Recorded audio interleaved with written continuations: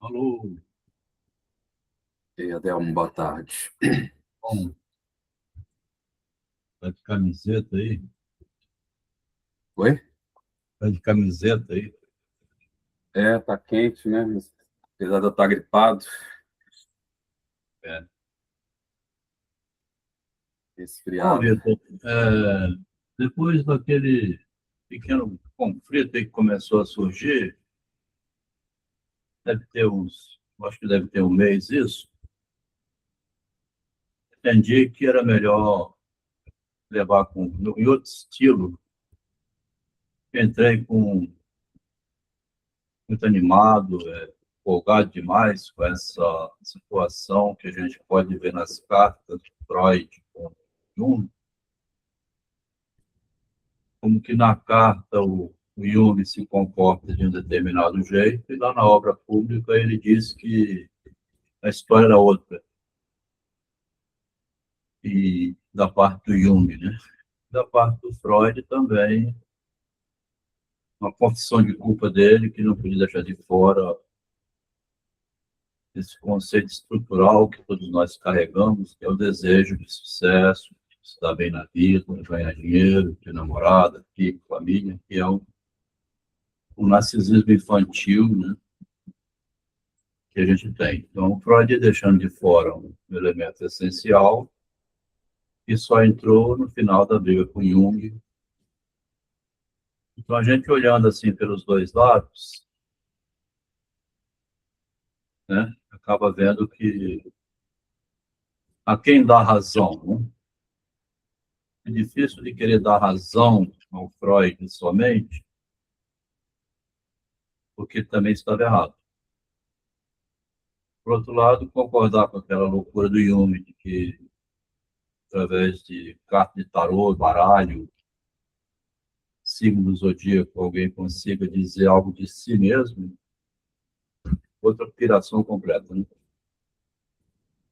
Dois médicos renomados, que tem, de um lado, que é o Jung, né, com a psicologia analítica dele, bastante reconhecida, recomendada também. Ela não é inútil quando a gente está muito mal, inclusive manda a gente correr, né? Fazer ginástica, tirar umas férias, fazer outras coisas. E é a mesma coisa que ficar desenhando aquelas birotices do Jung. Está errado, então, no momento de crise, fazer qualquer coisa para evitar o pior. Em geral, a gente procura um médico para tomar um tranquilizante. Eu já passei por isso, então não tem nada que esconder. Né? Passei por isso e vi que a crise da subjetividade ela não é medicamentosa. Né? A crise da subjetividade ela não se trata com medicamentos químicos. Até ajuda a tomar uma cachaça de vez em quando, né? Poxa, tomar um vinho, esparecer, sair, conseguir tirar da cabeça o problema. A gente não vai resolver nada aqui nesse mundo mesmo, então para que vou me matar? Né? Então, eu percebi que caminhou por um momento assim tenso entre a sua pessoa e a minha pessoa, que aí ia ficar ridículo. Fica ridículo quando você vê dois colegas da filosofia brigando, parecendo que estão querendo. É ridículo, eu acho ridículo. Eu também acho. O ego. É um negócio estranho, né? Por que vocês estão brigando aí, rapaz? Para com isso, por causa da teoria. E se bobear, vai no agressões físicas. Então, tem que parar tudo nessa hora, né? Então, eu tinha mais ou menos conversado pessoalmente. Eu detesto conversar por aqui, tá, Vitor? Sinceramente, apertar a mão, dar um tapinha nas costas, ver a expressão de perto, eu prefiro sempre, mas A gente marca depois. Eu estou gripado, não sei o que eu tenho, se é tá, transmissível. entendi. E também tirar você de casa, eu não sei como é que está a sua situação íntima e pessoal com você mesmo, né? Então eu não vou ficar. Eu marco uma coisa, se você achar conveniente, você marca outra, eu vou na outra direção, não ficar apertando o santo aí, né? Só uma perguntinha. Hoje, com o negócio de UFS, não deve ter aula, amanhã é feriado, você disse que trabalha em casa, mas você continua Pedro, trabalhando em casa? Vai, eu tenho aula quarto de manhã. Eu tenho que preparar minha aula de quarto de manhã, né? Feriado, não feriados. Eu tenho que preparar a minha aula, planejar minha aula de quarto. Tem algumas coisas que estão parecer, algumas coisas que não. Trabalho de professor não é bater ponto, né? É por demanda, né? Então, se eu ficar perna por ar hoje, vai só acumulando trabalho, né? Hoje, amanhã, vai ficar só acumulando. Mas, por Tem exemplo, que na Vale preparar do... a fala de domingo, ler o seu texto, né, no próximo domingo. Então, É, eu prefiro fazer em casa, não, trabalho de casa. verdade, a Vale do domingo, concordo, é um extra que você pegou. Agora, eu também tinha meus negócios fora da Vale, né? Mas, assim, levar trabalho da Vale para casa ou da empresa, você não consegue conciliar. Eu não estou te cobrando nada, não, só botando na cabeça, né? Conciliar esse estudo. Você deve ter uma sala na UFS, não tem, não? Eu vou fazer na minha sala, quando terminou, eu vou embora. Eu tenho, mas eu divido com outros professores, não é só para mim. Então, eu Ah, prefiro ficar no meu escritório em casa. claro, claro. Não, é impossível. Você não tem uma sala só sua, não? Sala só minha, ninguém tem. Que eu saiba, pelo menos lá na Letras, todo mundo divide, com dois, três colegas. Ah, tá. Eu tenho Então, até, eu tenho até duas salas, mas as duas eu divido. ah, Aí, às vezes, chego lá, já tem alguém lá, e puxa conversa, e atrapalha. Eu ah. prefiro E ter sala minha. tem alguém que permanece lá ou não? Como assim? Que fica na sala, que não evita ficar em casa, por causa de família, criança pequena. Tem uns Tem colegas, gente. tem gente que prefere trabalhar na UFS por causa de família, de criança. Eu prefiro trabalhar em casa, porque aqui eu fico mais silêncio, mais confortável, cadeira mais confortável. Tem meus livros aqui, está Entendi. carregando livro para UFS. Bom, o primeiro passo era esse, né? Não deixar qualquer desentendimento pessoal vir contaminar os estudos e também os estudos não contaminar, de tal maneira que você passe na rua e tem que... O Vitor vem lá, eu vou e mudo para outra calçada, porque eu não quero... Eu tava no meu limite. Agora eu tô tentando aí manter a vida Aham. saudável, mas tá. Eu também me senti um pouco chateado comigo mesmo. Eu estava te enviando algumas coisas, assim, alguns textos, e eu não pressenti, do lado de cá, né, não pressenti o indevido que estava sendo isso, e eu entendo também que foi inconveniente no momento daquele querer propor reflexão, né, distanciada dos problemas pessoais e outros problemas que não são poucos para quem está sob pressão. Então, eu estava jogando alguns textos ali para parar e pensar a ideia do texto e não gerar um conflito. Quando eu percebi que estava conflitando, que você falou isso, inclusive, aí eu... Adel, não dá para ler tudo isso, já tem muita coisa para ler, então aí não dá para tirar um momento reflexivo, está muito entupido de tarefas, né? Mas a ideia que eu estou tendo aqui, rapaz, que talvez no prosseguimento, eu tenho um irmão e muito religioso demais, vive com a Bíblia, assim, acredita que quando morrer vai ficar do lado de Deus. E ele, para confirmar sempre a crença e a fidelidade católica, ele casou 5 vezes com o mesmo padre. Ele dizia assim, confirmar o casamento. Interessa aqui isso do ponto de vista metafísico, pensar assim, esse padre que ele teve esse cuidado, desde a década de 70, 60 e 70, atuou lá em Cariacica. Foram os padres italianos que vieram fazer uma espécie de jesuitismo, assim, ajudar miseráveis do terceiro mundo. Criaram lá em Cariacica um movimento interessante, tá? Escolinha e também catequese. E aí, então, esse meu irmão, que era irmão marista, tinha saído, né, da escola marista, mas tinha uma formação religiosa muito forte. Ele e um bando de outros formavam um grupo, assim, também, de leitura. Todos marxistas, tá? Teologia da Libertação, de Frei Beto, de Leonardo Boff. Ok. Militantes petistas, a esquerda brasileira. Eu fui deputado estadual, candidato em 82, com essa loucura toda. Mas eu nunca estive vinculado a Marx, nem a religião, não. Essa ideologia, assim, ao ponto que eles são, né?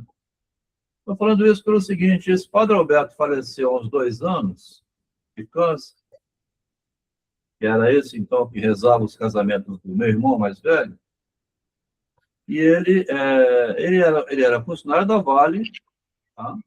Porque o padre não tem honorários, né? Então, quando ele termina o vínculo religioso, ele fica mendigo, ele não tem para onde ir. Às vezes, as comunidades acolhem. Aqui na Mata da Praia, o padre Afonso Pastori, assim, que deu 70 anos, chegou ao limite dele, ele ficava na casa de uma senhora, cuidava dele, e a comunidade dividia os cuidados, porque ele não tinha mais família, não tinha renda. Parou de militar na missa, acabou. O padre Alberto tinha o cuidado, então, de ter a renda dele, como um funcionário da Vale. Segundo lugar, que era um padre casado, tá? Apesar de que é proibido, né, na igreja, mas ele não respeitou esse lado, não. Ele não queria viver na solidão, tinha uma esposa, dava missa, e a coberta todo o lado privado dele, que é proibido, mas como era uma boa alma, né, um trabalhador da igreja, dedicado, por que punir? Estou falando tudo isso dele porque, no fim das contas, até nisso ele desrespeitou a igreja, que é assim, ele deixou incumbência de o cadáver dele ser entregue para a UFES, para pesquisa. Ah, Tá? Entregaram o corpo dele para a UFES para fazer doação de anatomia. Porque a religião católica não recomenda isso, né? Você precisa ser enterrado tem e que ser enterrado, né? Todo o ritual. todo o ritual, né? Estou falando assim, talvez eu doe meu patrimônio assim para a pesquisa do narcisismo, para a Universidade Federal, copiando a ideia dele, mas não o corpo, o defunto, doar as ideias. Porque essa pesquisa aqui, eu fico preocupado que as correntes contrárias não são pequenas, tá?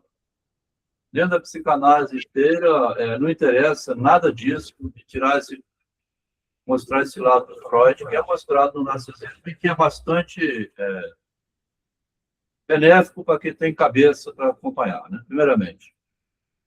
Segundo, que eu mesmo penso por mim o seguinte, rapaz: se não tivesse descoberto, eu próprio descoberto o narcisismo para me agarrar nele assim, dessa maneira, talvez eu tivesse feito uma loucura de suicídio, feminicídio, ficado louco, não sei, tá? Porque é muita loucura que está acontecendo quando você está na relação com alguém, por isso que eu gostei muito do Machado, ele vem mostrar sempre essa promiscuidade nas relações. Do início ao fim, relações promíscuas. Quicas Borba, Brás Cubas e Ventinho, os 3 clássicos dele, tá? E é sempre Saul e Jacó também, quando as irmãs lá vão levar o neném para prever o futuro, e que os meninos já brigavam na barriga, eles tinham nomes bíblicos. O Machado sempre leva para um lado de uma competição, uma rivalidade, desde o início. Então, essa descoberta, ela estabiliza quando... Primeiro que eu disse ontem, né, eu não sou um homem de letras. Meu livro é mal escrito. Eu até nem sei se o próximo livro que estou pensando em fazer, você sugeriu, né, fazendo os moldes acadêmicos, mas quando eu vou submeter uma banca, e feito na universidade, foi o que eu fiz no mestrado, né? Claro, aí eu não posso querer que seja diferente, né? É lógico, não vou duvidar de nada. Agora, um livro feito fora do campo universitário, ele não está submetido a uma avaliação acadêmica de uma banca Aí fica igual o rascunho de Saussure, por encontrar os cadernos. Graças a Deus que alguém publicou isso. Aí serve como material de pesquisa para o acadêmico fazer a pesquisa dele e colocar nos moldes exigidos pela instituição. Então, eu evitei aquele modo, assim, tem um recuo de 4 centímetros, perde muito espaço, tem uma série de coisas que eu encurtei caminho e fiz do meu jeito, porque em vários momentos você sugeriu colocar nos moldes a BNT, mas ele não é um livro acadêmico, né? Não é uma tese de doutorado aprovada pela universidade. Ele pode servir para isso, é diferente. Então, dessa maneira que eu pensei deixar esse material, primeiro, repetindo, o Adelmo não é homem de letras. Eu não tenho aquela qualidade de Manuel Bandeira, de Guimarães Rosa. Tem. Isso já nem precisa me dizer que eu já sei que eu não tenho. Seu livro, Adelmo, é simples? É simples. Muitos me disseram isso. Tem uma linguagem que, assim, o vocabulário não é rico. As metáforas não são... Está falando óbvio, né? Eu comecei a escrever minhas mini-crônicas aos 54 anos com Facebook, WhatsApp. Eu não acho simples, não, eu acho complexo. A maioria das pessoas não vai entender aquilo. Pegar um aluno de graduação vai achar aquilo difícil. Tô lendo. Também, rapaz. Ó, porque o Freud é complexo, né? Também os canais é complexo. Mas também é o seguinte, né, rapaz? O aluno mesmo, assim, eu falo isso pensando ainda como empreendedor, Vitor. Só querem as coisas na mão. Rapaz, esses dias eu tenho pensado o seguinte. Eu propus aos seguidores lá, que estudam, né? Mas eles falam assim, Adelmo, você vai me dar quanto por isso? Ué, quer dizer, ele quer receber. Depois um começou a falar assim, essa ideia de promover o patrão é antiga, Adelmo. Eu cheguei à seguinte conclusão, Vitor, para encurtar caminho. Parece que o marxismo penetrou todas as universidades, todo mundo conhece. Eu estudei Marx, eu nunca estudei Marx na engenharia, vim estudar um pouco na psicologia, mas já estava bem velho já. Parece que os jovens, eles têm raiva de capitalista e não quer trabalhar com o patrão porque vai enriquecer o patrão. Do mesmo modo, não quer trabalhar para quem tem doutorado, para quem é pesquisador. Quer dizer, você falou uma coisa aí que eu vou além disso, é assim, um certo comodismo. É claro que o texto é difícil, mas para esses que não querem é muito mais difícil, né? Eles não querem corpo, não querem nada com nada, rapaz. Então, voltando um pouco atrás, mesmo que seja linguagem simples, para um leitor de alto nível, de nível de graduação, isso aqui também devia ser... Eu entendo como fácil, né? Porque eu não via dificuldade. Quando ia ler o Sartre, que eu lia várias vezes até entender, Vitor. Até para mim tem uma dificuldade. Eu gasto um tempo para ler, reler, para poder preparar, entender o que eu estou falando, o que eu estou lendo ali, para comentar. Não é uma leitura igual a ler jornal. Tem que estudar, né? É bom saber disso, que você me fale isso, então, porque já estou... As ideias são complexas. O vocabulário é simples, talvez, mas as ideias são complexas, né? Agora, aqui, a novidade aqui, que assim que você tiver em condições de me dizer, Adelmo, então vamos começar o projeto, que você fez uma proposta no privado ali, eu nunca respondi assim afirmativamente logo de imediato, porque para não precipitar demais as coisas e botar uma coisa na frente da outra, e foi até bom acontecer. Tem horas que a doença ajuda. Foi bom acontecer esse burnout. Você não chegou a ter, não, porque burnout não é isso que você teve. Você chegou perto dele, ou avizinhou, viu de longe. Mas quando você deu aquele stop, foi no momento certo, porque se tivesse mais caminhado para frente, ia ficar chato. Estava pressentindo que estava precipitando um pouco. Assim que você tiver essa ideia mais assentada e inscrever o grupo, eu te perguntei num momento lá, assim, podia uma secretária fazer? Aí você mencionou senha, né? Que tinha que mudar a senha, ou você mesmo tem que fazer essa parte toda.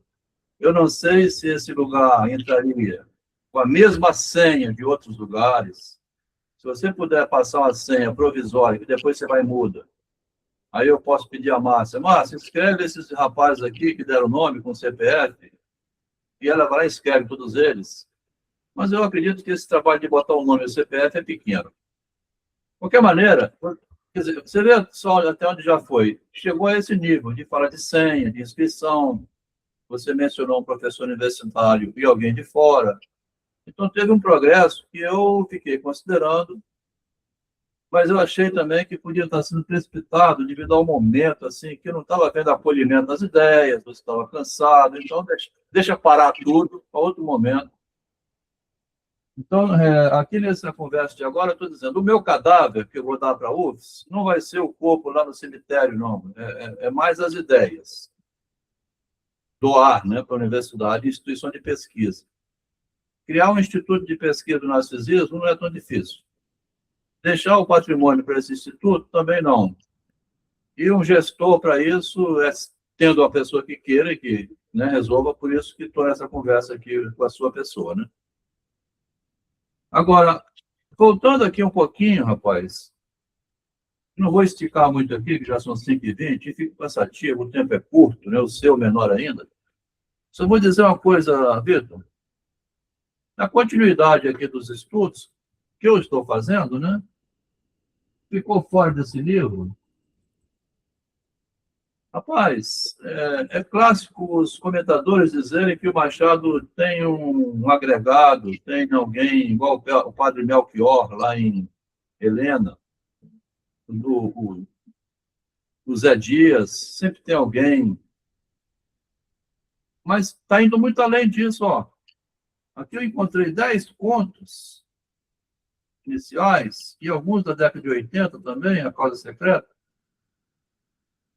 em que o médico é citado, ó, 14 vezes em 5 mulheres, 28 vezes em Mulher de Preto. Aí o médico tem a função mesmo, em me isolar. Vê só, quer dizer, vazou para os contos aquela ideia que ele disse ao Quintino de analisar os caracteres de modo ficcional e não na realidade, né? Ia fazer uma ficção, uma psicologia através da ficção. Então, eu não sei se algum crítico, alguém já pescou que o Machado chegou a colocar, inclusive, um médico dentro dos contos. 10 contos desses tem, ó, 230 ocorrências. Não é pouco, não, Vitor.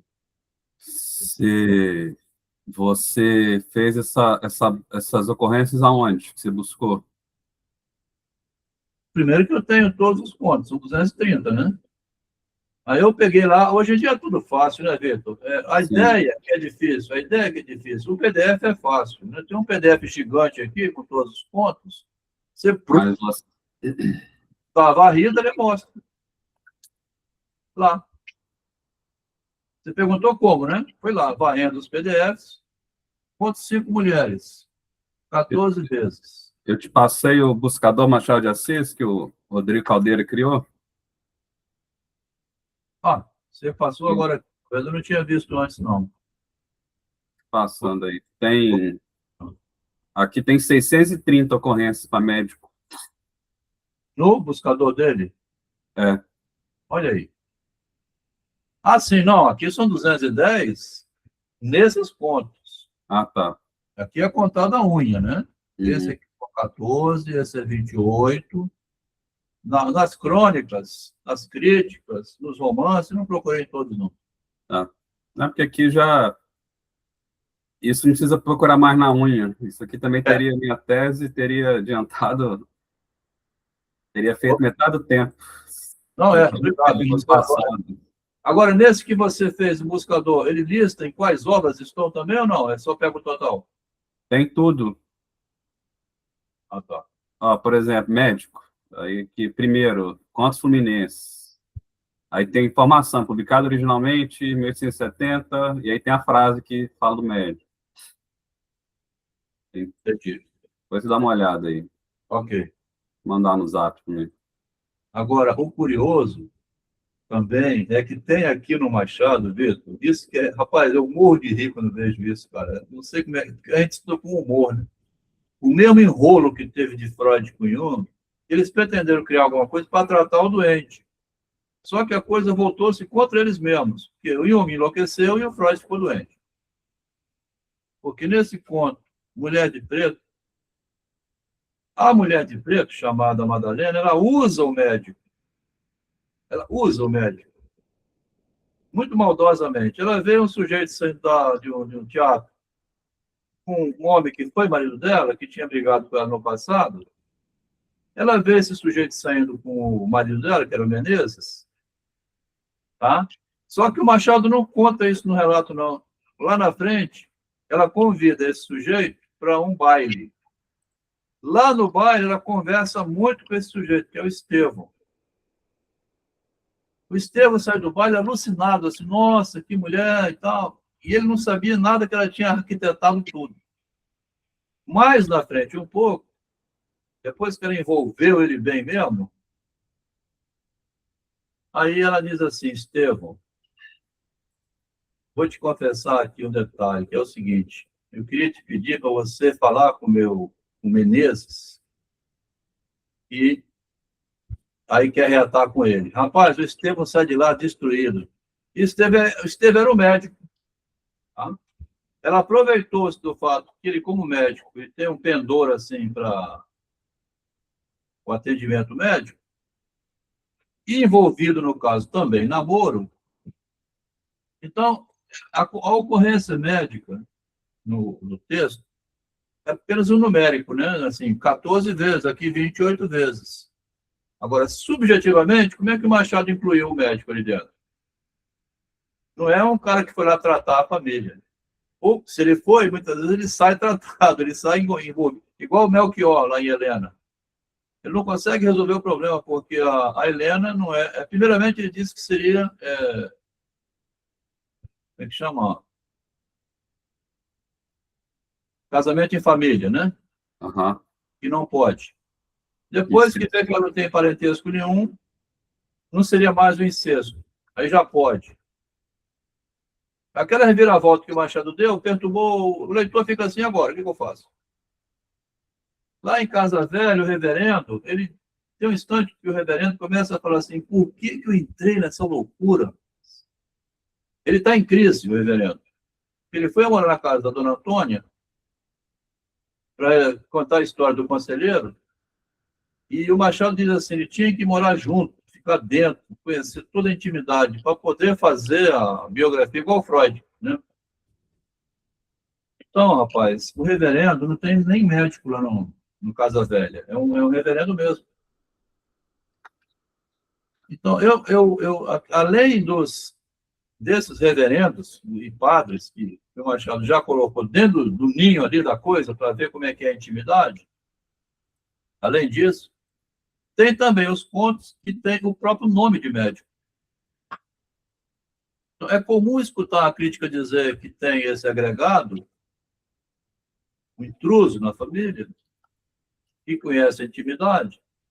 Até aí a crítica foi.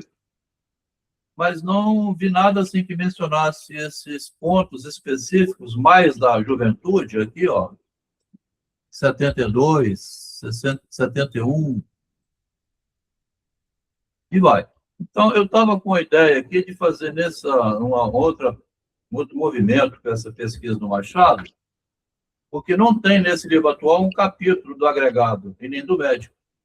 Um capítulo do agregado eu achei que seria muito genérico, assim.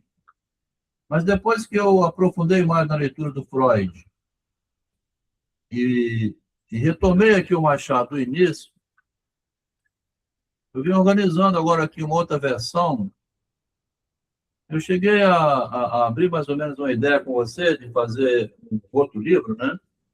E você mencionou que nesse instante seria impossível, por causa que você tem já esse compromisso, que teria que acabar ali antes, porque você é bastante rigoroso, e eu reconheço, tá, os méritos, quer dizer, você estuda o objeto para não fazer mico lá na hora, então demanda um tempo para ficar bem feito.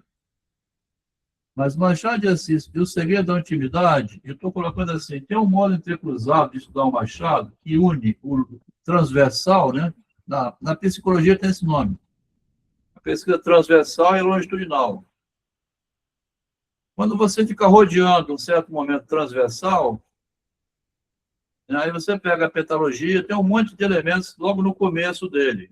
Aquele artigo que o Fernando Bossat descobriu, assinado por ponto de interrogação, é bem recente, 2022, ainda não repercutiu na crítica, é assinado com ponto de interrogação, na Terra de Diógenes, foi de 1858.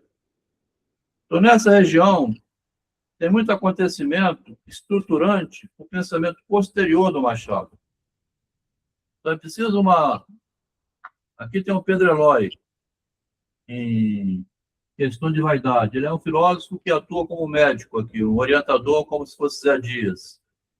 Então, tem uma série de elementos nesse início que organiza. Aí que eu estou pensando. Organiza o quê? Aquele momento lá que ele publicou em Califa de Platina, onde ele repetiu umas 8 vezes a frase: eu ainda não fiz nada original. Tudo que eu fiz não me deixe para a posteridade. Eu já fiz muita coisa, mas nada me garante como escritor original.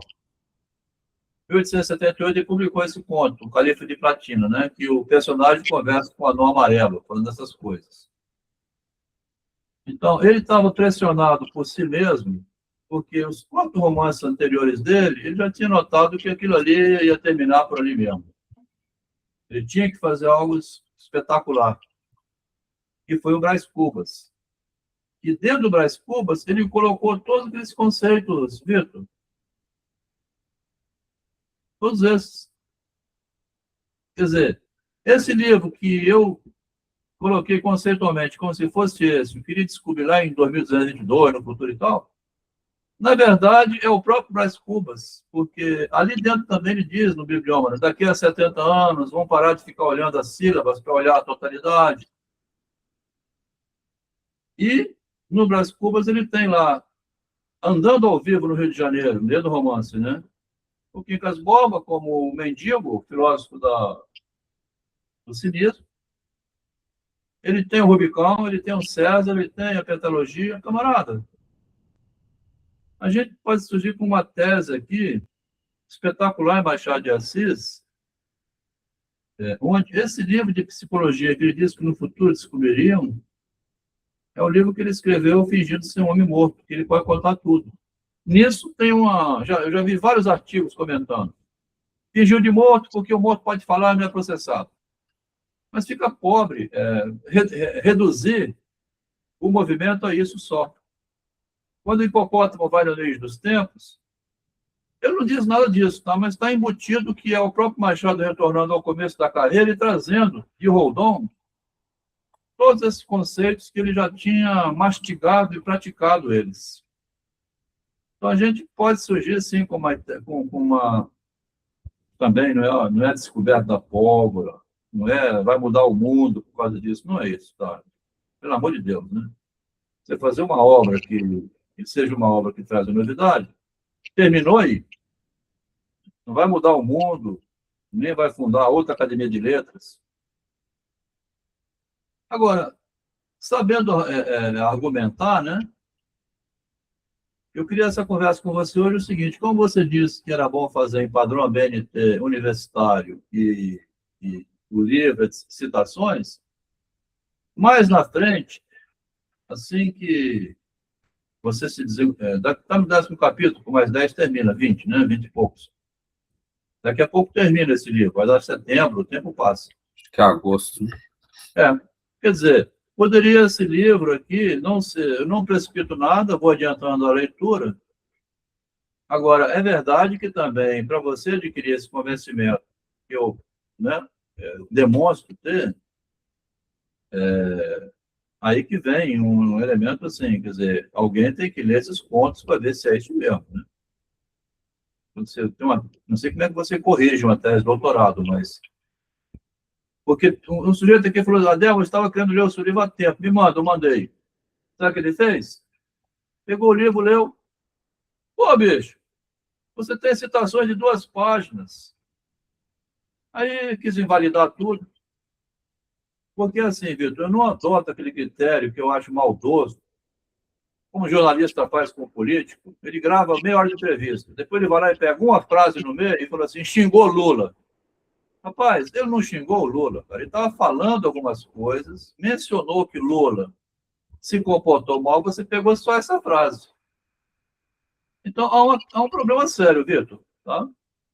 Quer dizer, eu mandei o livro para o sujeito, ele falou assim, pô, Adelmo, eu não vou ler isso não, rapaz, citações de uma página.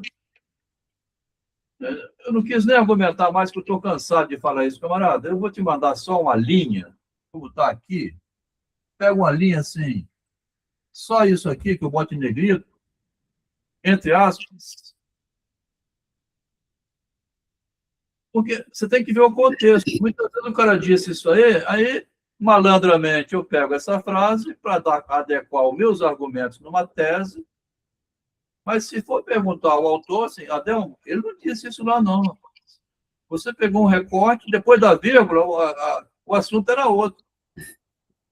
Eu não sei como é que você se conduz na sua correção de doutorado assim das teses, porque se for pegar só fragmento, há um perigo de distorção, tá? Você sabe disso? Tem que.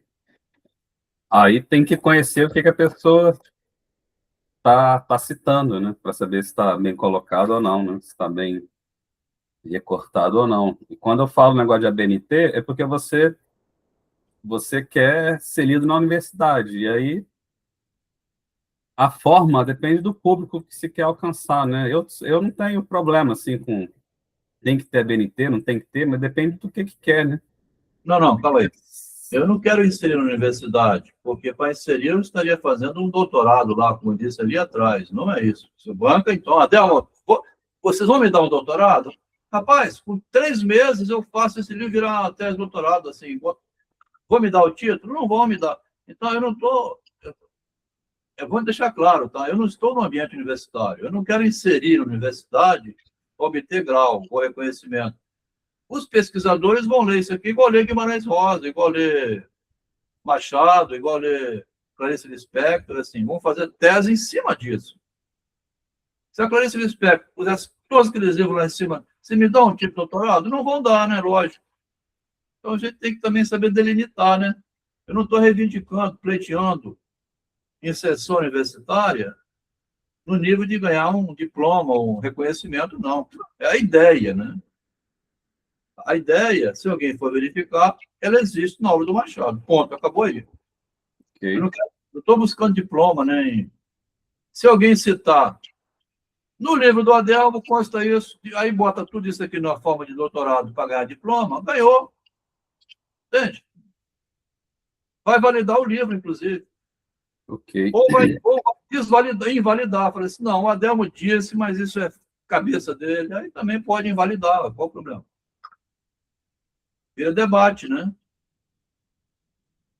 Até aqui, né, Vitor? Agora, se através do Instituto, documentado, inscrito, um livro que vier sair, que seria esse aqui, por reivindicar alguma coisa dentro da universidade, que você acha, Adelmo, nesse caso, vamos ter que pôr ele todinho no formato de uma tese de doutorado, mesmo que ele não sirva para obter diploma de doutor para ninguém, ou então que seja dado para alguém. Não sei, você como orientador, eu como observador, é um aluno desse que, lendo isso aqui, publique o nome dele. Rapaz, sinceramente, Vitor, eu estou velho demais para pensar em ficar nome assim, famoso. É o Adelmo que fez. Não, o cara publicou lá, tá ótimo. O importante é o conhecimento. O Machado subir de nível, né? Tornar-se mais fora do país. E tá se vendo demais, pelo menos eu, que já milito nisso há 20 anos, que ele tem uma novidade aqui superior ao Freud. E o Freud entregou as cartas naquele textinho que eu li ontem. Ele diz assim, eu sou homem do cotidiano. Dificilmente, Vitor, obstetra ou comerciante igual meu pai, ele faz filosofia em cima do trabalho dele. Ele trabalha, fecha as portas do comércio, ganha o dinheiro e vai dormir. Não é comum um açougueiro transformar o bife a produção dele em uma obra literária. O Freud se colocou nessa posição, naquele texto, naquela leitura de ontem. Assim, eu sou um homem do cotidiano aqui, resolvendo salvar vidas. Eu não sou homem de letras, que vive pensando o mundo igual um Shakespeare, assim, Dostoiévski. Então, é importante discernir também, tá? Bom, Tá, e qual que seria a minha participação, então, que você propõe? 40, não, 5h40, eu estou jogando uma semente, não terminou aqui, né? Vai continuar muito, vai tomar seu tempo, não vou tomar seu tempo. Isso é lá para agosto, setembro, então, você está trabalhando com ideia aí, Adel? Não estou trabalhando. Você quer me mandar? Eu vou ler lá na puta que pariu nas horas vagas. Eu mando. Eu estava mandando ali no WhatsApp alguns fragmentos disso, mas começou a entupir, então deixa. Adelmo, manda então alguns. O que você já tem pronto? Eu vou preparando a cabeça. Se Eu for, prefiro ler pronto depois que a gente terminar o Filosofia do Narcisismo. Senão, não dou conta de misturar as duas coisas, não. é melhor. Então, deixa quieto, a gente vai amadurecendo na mente, tá caminhando isso aqui. Bom, isso com relação à produção teórica, né? Agora, com relação a fazer esse vínculo, desde já, para essas pessoas que hoje participam. Eu perguntei, você daí o CPF, o nome? Falou assim, para mim tanto faz, eu não tenho interesse mesmo, então, pôr lá dentro ou não. Então, mas tem uns 3 que teriam interesse, talvez prosseguir vinculando-se à academia. Não precisa nem de CPF, as pessoas têm que ter o currículo Lattes. Tá. Me passa o nome completo das pessoas, que aí eu já... A gente pode fazer assim, eu crio, que é como eu falei, é o login é o mesmo login do Lattes, que é para tudo do CNPq lá, o CPF, o login é o CPF e a senha, é a mesma do Lattes, tem a página lá do DGP. Eu crio no meu nome, aí eu boto eu como coordenador, você como vice, para poder passar aqui na UFSA, a UFSA autorizar, quando a UFSA autorizar, eu troco. Aí você passa seu coordenador e entra com seu CPF, eu fico de vice. Ok, esse trâmite aí eu não entendi bem não, mas você me orientando, você me passa. Eu O vou te trâmite, passar. se você me passa os nomes, a lista de nomes, pronto. Beleza. E Okay. o nome do grupo, como é que vai ser? Vai ser Filosofia do Narcisismo? Por aí. O nome do grupo, o nome das pessoas. Isso aí, valeu. Ok, camarada. Aí eu faço. Obrigado por hoje. Então, fica assim, vou lançando essa ideia, desenvolvendo ela, e aqui é o seguinte, se em algum momento, Adel, eu cansei, chega disso, não quero mais, estou fora, a gente continua amigo fora disso, porque, pelo amor de Deus, hein? Beleza. Te ver na rua ou no shopping, sair correndo, não é comigo não, tá bom? Beleza, Léo. Valeu.